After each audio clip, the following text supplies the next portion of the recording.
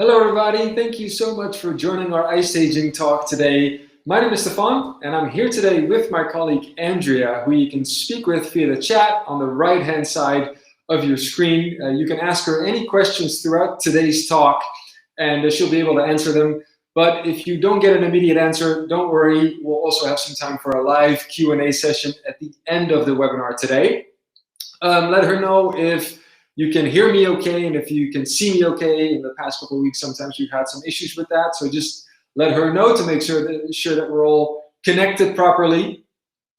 Yeah, so today's topic is how to get the most out of attending online trade shows and online exhibitions. Now, why are we talking about that today? Really because, well, obviously over the last year, we've seen many exhibitions and trade shows, get canceled, and a lot of them actually went completely virtual. They were forced to go virtual.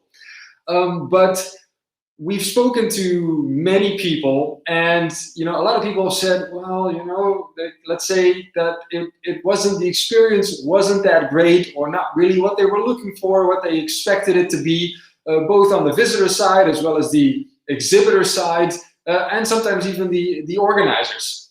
So today we want to sort of talk to you and give you some tips and some things to think about if you're planning on attending an exhibition, or if you want to organize one, or if you have a client that is looking to do that, just to help you out in terms of the preparation, what is needed to get the most out of these events, because they can be so extremely valuable. Yeah, so to make a virtual event a success, obviously it requires the key component is preparation. Now imagine that you're walking through a physical exhibition.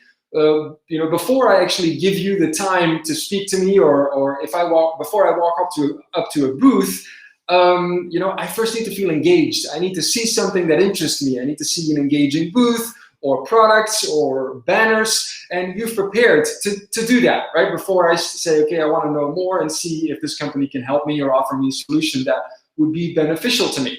Now, when you're doing this completely online, obviously the preparation is a little bit different, but the goal is the same. So let's look at 6 sort of key things that you can do to make this a success. And I want to use one of the cases of one of our clients, one of the virtual experiences that is created by one of our clients, to sort of walk you through it and to give you a sample. So I'm going to share my screen and we're going to get right into it. So give me a sec and then I'll share my screen. So it shouldn't take much longer than 30 seconds or so.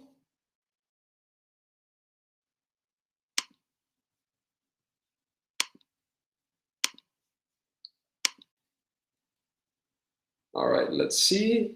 Can you guys see my screen right now? I think it should be okay. I'll switch to the screen and I won't be able to actually see the chat, but I'll check with Andrea every once in a while to make sure that everything is still smooth. Now, what you're seeing here is actually a virtual experience that was created by D-Link, a large organization, you might have heard of it, and they attended CES. Now, the first thing is to create a virtual space, something like what you're seeing right now. It could be a virtual booth, a virtual house. It could be completely 3D rendered, as the example that I'm showing you right now, or it could be captured. It could be a physical showroom or a store that you've got. Anything sort of that to showcase your products or your services properly. And in this particular case, what D-Link has done, they do many things, but in this case, they're trying to indicate or showcase sort of any technologies and products related to smart home products, basically. So what they actually did is create an actual home, and I'll just move there right now. For example, here, like an actual living room with products. Oh, sorry, I want to move to this one. I'll come back to this later.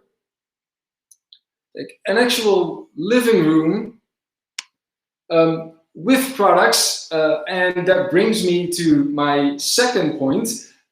Basically, presenting your products in an attractive way, and the environment here, matches really well with what they're trying to display. And here they've used a bunch of different tags. So actually they used 4 different kinds. They have descriptions, they have videos, YouTube videos or URL links.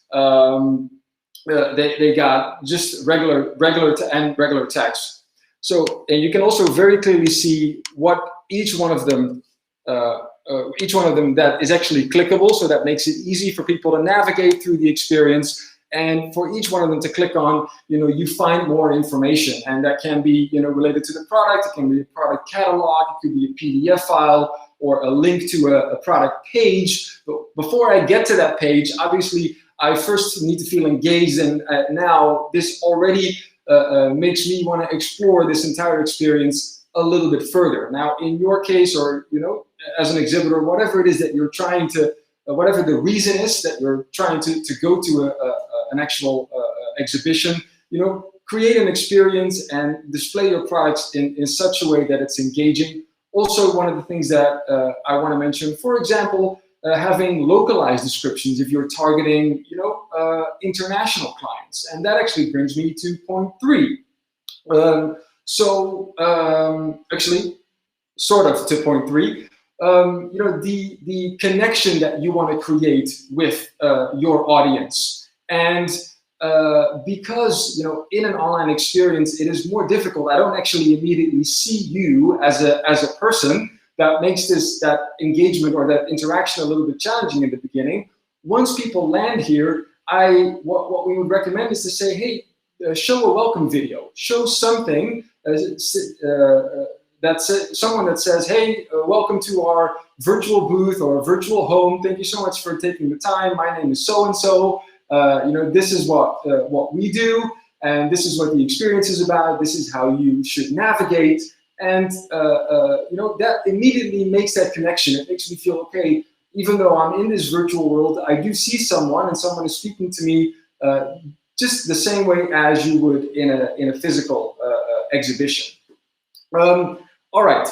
Then once you've done that, obviously you also want to be able to get that real live connection. So we need to somehow create the online communication tools. Now, so important, having a live chat in whatever function you would want to do that. Make sure that people can directly chat with you and reach out to you. Number 2, for example, having a conference or a product launch, right? Saying, hey, at 10 a.m., at 2 p.m., at 4 p.m., I'm having, a new demonstration, for example, and you can directly link to any conference software, so Zoom or it could be a YouTube Live even. It can be Microsoft Teams, but at least let people know, and then people can directly ask questions. Now, what is also important, what we've realized is when you're at a physical exhibition, there's always someone there that I can actually talk to directly, and you can actually do that online as well. At least for certain parts of the day where you could directly be available with a Zoom or a Teams or any conference link where people can click chat now. It opens the window. You can directly make that connection, and that makes the entire experience so much better, so much more engaging, and you can directly connect with potential customers or partners or whatever it is that you're trying to find. Okay, point number 5 is a strong call to action. Now, what do we mean by that? In a virtual experience, when you're doing this, obviously you have a reason. You want people to do something. You want them to take a certain action, whether it's to click on a video, click on a product, a new product, click on like the Zoom link or the conference that you're actually doing throughout the day or the days of the event. And what we learned, because we've done many of these exhibitions now, that if you put tons of information, whatever it is that you're creating, it might be confusing, and it might actually have the opposite effect. If I'm overwhelmed with information as a visitor, instead of going to explore and click on it, I might actually leave. So, for example, in this case, in D-Link, it's not overwhelming. There are products, and I understand it, and I feel like, okay, I would want to explore this further. but sometimes, as they say, less is more, and it might be easier to direct people to a specific thing that you would want them to do. So a clear call to action. And number 6 is tracking. So make sure that tracking is set up properly. So online, you can do really, really detailed tracking. What are people clicking on? Who has actually visited your experience? Where did they go? What was the flow? What was their path, basically, their visitor path? How long were they there? And this is obviously gives you so much valuable information that you can work with to improve maybe your solutions, your products, your service. So you want to make sure that that's all properly set up before you join the event. All right, so now you notice that the majority of the 6 things that I've just mentioned is all in the preparation. It's all preparation that makes this a success, right? The better you prepare, the better the results will be. In a real event, you don't prepare and just show up without anything at the event on the day of the success. And online shouldn't be any different. What you're preparing is a little different, but the preparation should still be there. And we've seen that in many of the exhibitions. Some were really successful, others maybe not so much, and the majority was all in the preparation. Before I want to go to the live Q&A, I just want to mention a couple more things or reasons why you should continue to do these virtual events or hybrid events, because in the near future we might still do a couple 100% virtual, but once we go back to the actual physical events, maybe we'll do a hybrid, meaning a combination of the physical with the digital. And you should be doing that because, well, walk really quickly, a minute or two. Number 1, it increases your lead generation channels. It's just a new channel for you to generate leads.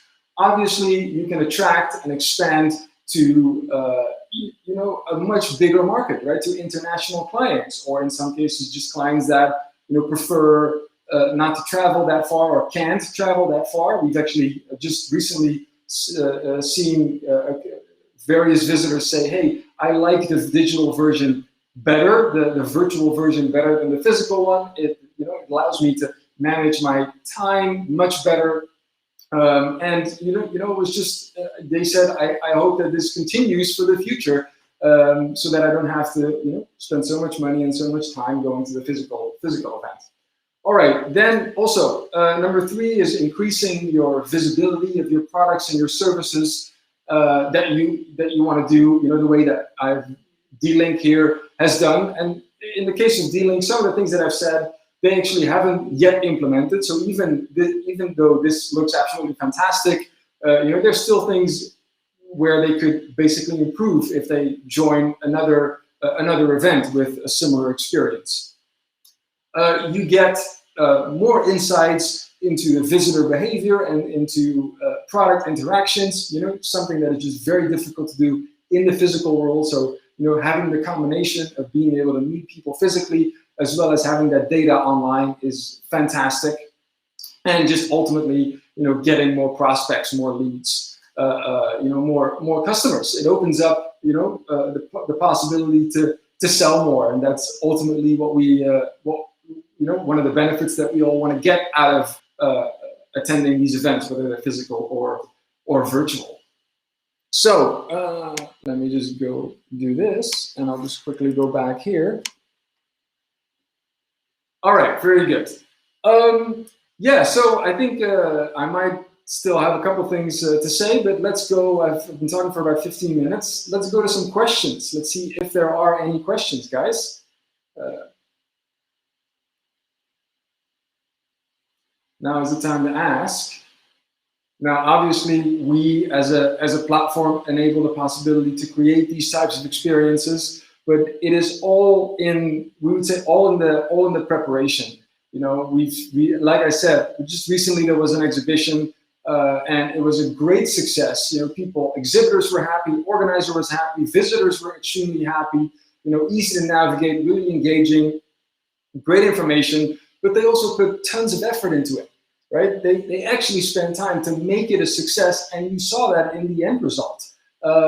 People that in the last year basically just put a product page up or a company, profile, or if there's a directory of companies with profiles or things like that. I mean, who wants to go and click on each one of them to see a boring company description with a corporate video and a contact us form? It doesn't do anything, and it doesn't make me feel, or I don't necessarily need to be at an event to do that. I could do that any day of the year.